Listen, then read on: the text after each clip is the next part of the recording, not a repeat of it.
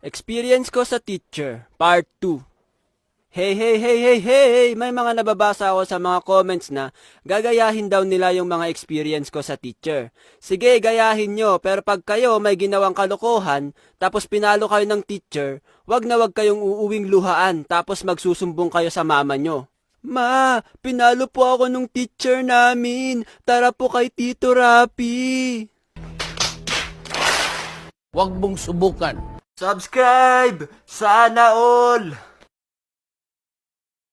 First year high school ako nung ginawa ko to.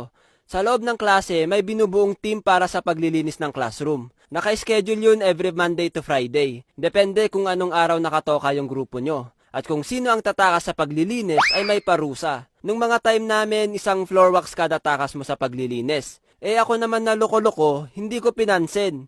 So every time na yung grupo namin ng maglilinis, ay lagi akong